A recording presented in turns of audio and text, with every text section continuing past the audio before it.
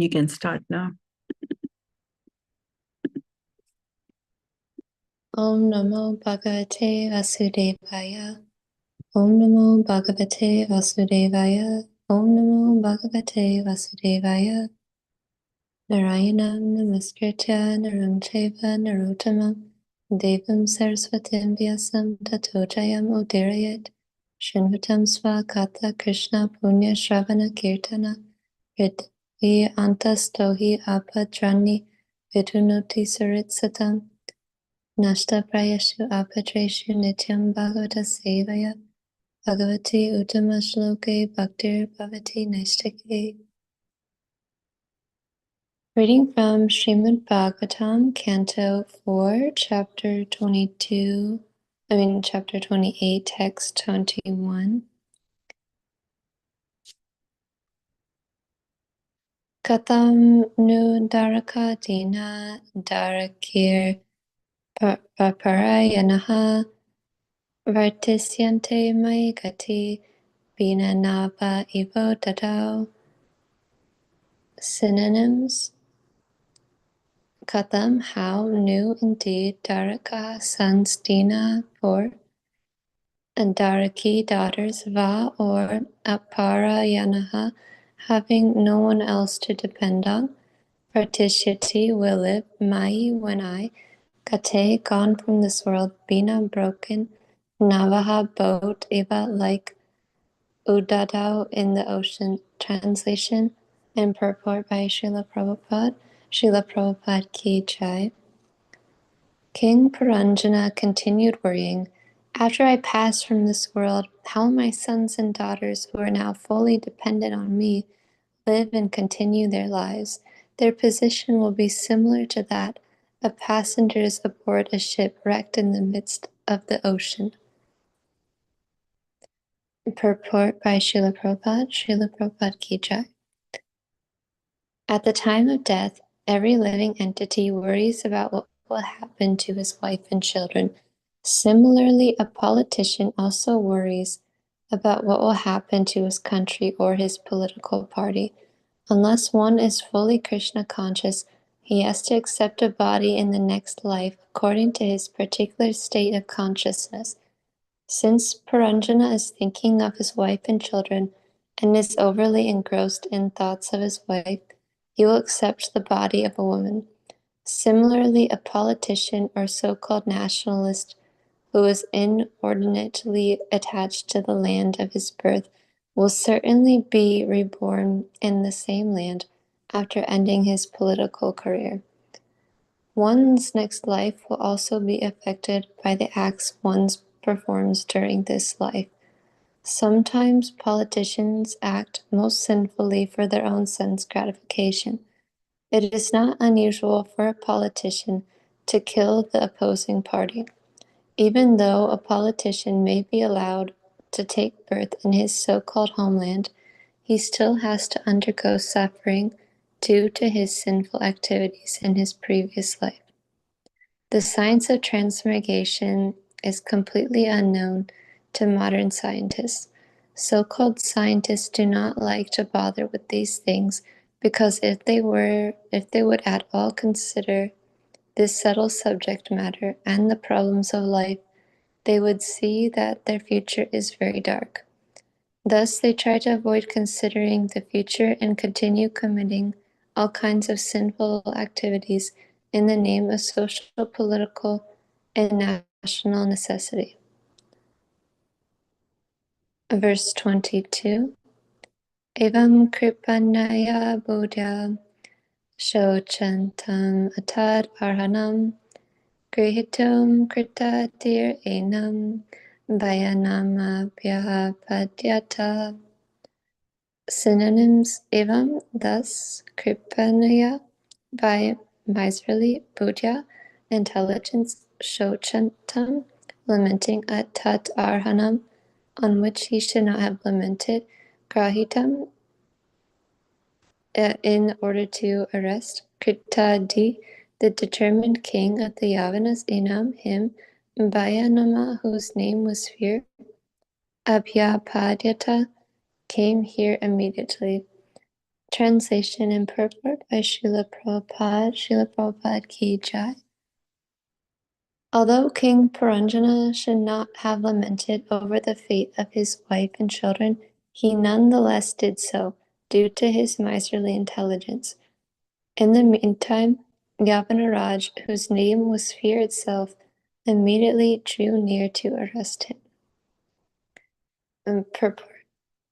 Foolish people do not know that every individual's soul is responsible for his own actions and reactions in life. As long as a living entity in the form of a child or boy is innocent, it is the duty of the father and mother to lead him into a proper understanding of the values of life. When a child is grown, it should be left up to him to execute the duties of life properly. The children after his death cannot help his child.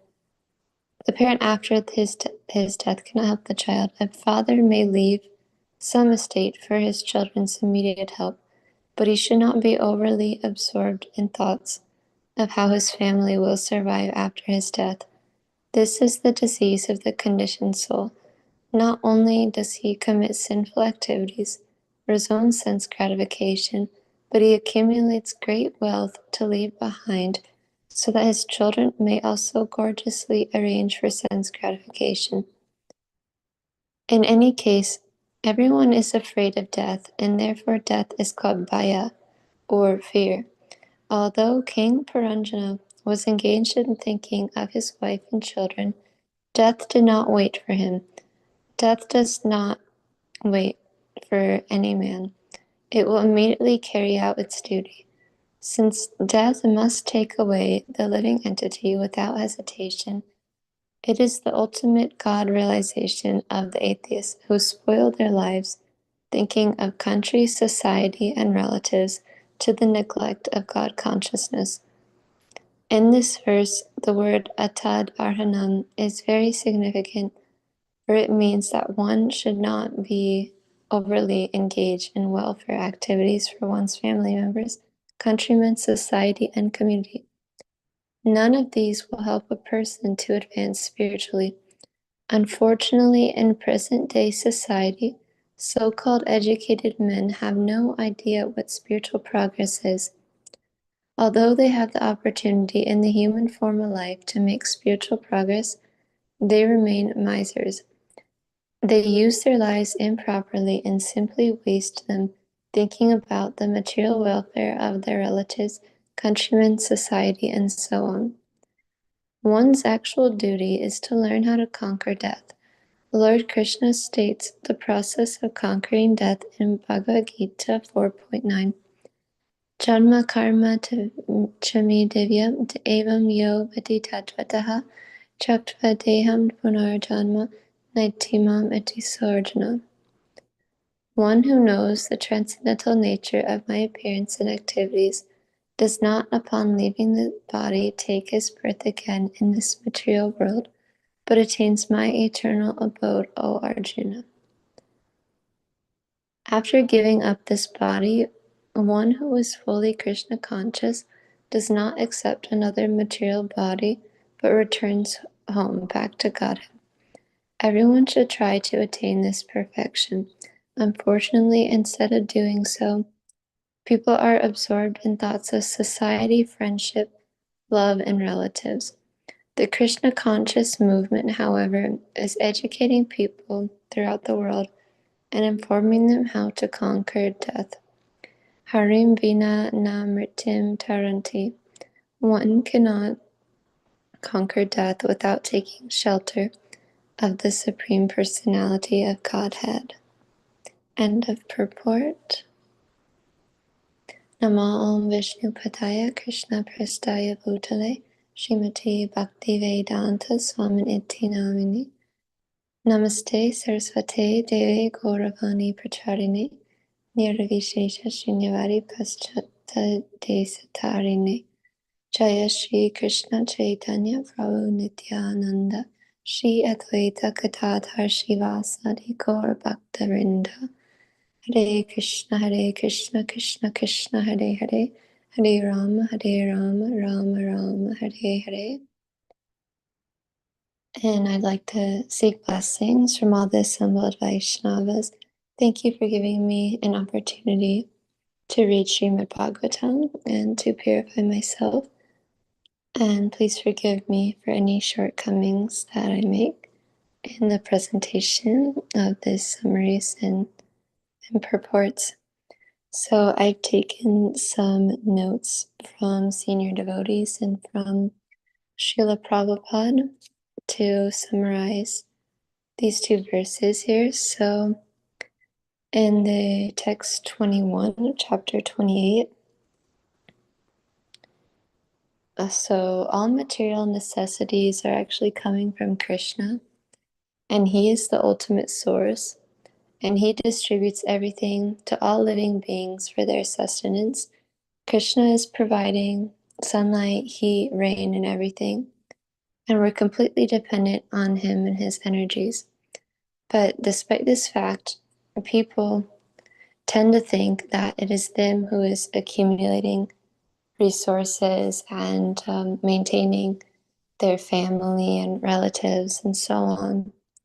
And even demigods can fall into this deluded way of thinking, where yesterday we celebrated the Govardhan Puja, and this past time when Indra is thinking that he is the doer and he is giving, and Indra had become proud during the Govardhan Lila pastime, feeling that he should be worshipped, that because he's provided the rains, and that's why the people are having the harvest, and the residents of Vrindavan are having the abundances because of him.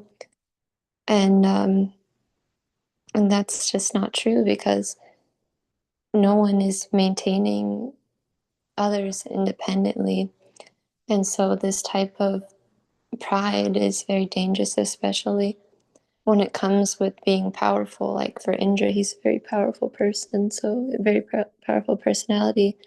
And so it brings so many problems, and that sort of idea, that and deluded way of thinking, and kind of, which can be very prideful sometimes, to feel that someone is maintaining others, can really blind people. And so that pride is very dangerous. And our presence in this material world results from misuse of free will. And instead of accepting responsibility, people tend to blame others for their own karma. And true surrender begins with humility. Without humility, one can easily become proud of their abilities and possessions, and become proud by recognition they're receiving. We can take the examples from the Srimad Bhagavatam, like from Indra, who had fallen due to false pride. As it is stated, pride comes before the fall, and to avoid this, one must see all success as Krishna's mercy and not personal achievement. Pure devotees never take credit, and out of their humility, they see themselves merely as instruments in the hands of the Lord, and they glorify their predecessors. And so in the purport, Srila Prabhupada mentions how the modern day scientists are completely misleading the society, and they're driven by pride and greed, and they refuse to acknowledge the soul or the laws of karma, and mistaking their actions as beneficial to society or the nation. They do commit great sins, and despite rejecting reincarnation, they cannot escape the effects of reincarnation, and therefore their future is still going to be very dark. And Srila Prabhupada calls these materialistic leaders misleaders, and these scientists are the so-called leaders, or the brahmanas, the intelligent class of society, and the masses follow their false doctrines. By Krishna's mercy and Srila Prabhupada's teachings, we're actually able to receive the true knowledge of the absolute truth, and we've been recipients of such great fortune, and we should feel deeply grateful and endeavor to help others receive this fortune. We cannot count all the blessings that we're receiving from Srila Prabhupada. And so this body sometimes is compared to the boat, and we have a captain, and the captain is the spiritual master. And the captain navigates just like the spiritual master. He tells the disciple, don't go that way, don't go that direction, go this direction. These instructions of the spiritual master are the favorable winds which guide the boat, the disciple, to go in the right direction. And we're being shown the right direction by Srila Prabhupada in his books, and he has given us so much instruction. And so the strong sadhana is very essential, because Maya is powerful, but when one sadhana is steady, he becomes spiritually strong and immune to illusion.